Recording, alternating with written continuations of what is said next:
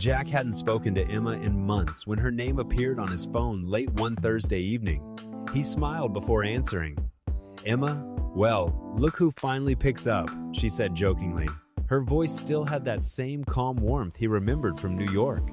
They had met about 6 months earlier on a dating app while Jack was in Manhattan for work. What started as a casual drink turned into an entire weekend of wandering through the city together. Long walks through Manhattan at night, coffee shops in Brooklyn, talking for hours about life, relationships, cities, and all the strange directions adulthood takes people. Even after Jack returned to Toronto, they stayed in touch occasionally, never constantly, but every conversation felt easy. "How've you been?" Emma asked. Jack leaned back on his couch and looked out toward the city lights beyond his condo window. "Honestly," he said quietly, "I miss you sometimes. I miss our conversations." Emma laughed softly. "I was wondering if you were ever going to admit that." "I'm serious," Jack said. "Things just felt lighter around you." There was a short silence before Emma asked, "So what's been going on in Toronto?" Jack shook his head and laughed to himself. "Well, I went for drinks with someone recently." "Oh no," Emma said immediately. "That tone already tells me this ends badly." "It was brutal."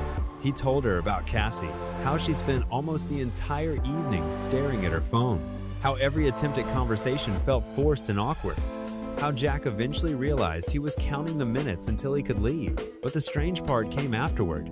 "When I got home," Jack said, "she started texting me nonstop."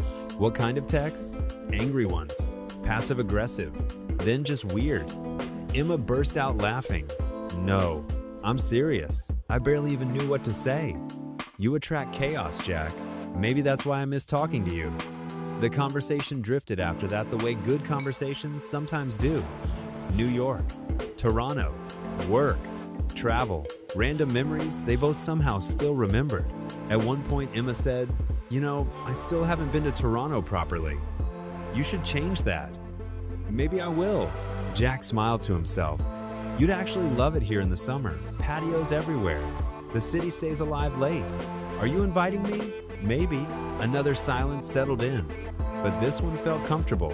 When the call finally ended nearly 2 hours later, Jack sat quietly for a moment staring out at the city again. Toronto hadn't changed, but somehow it felt a little less distant that night.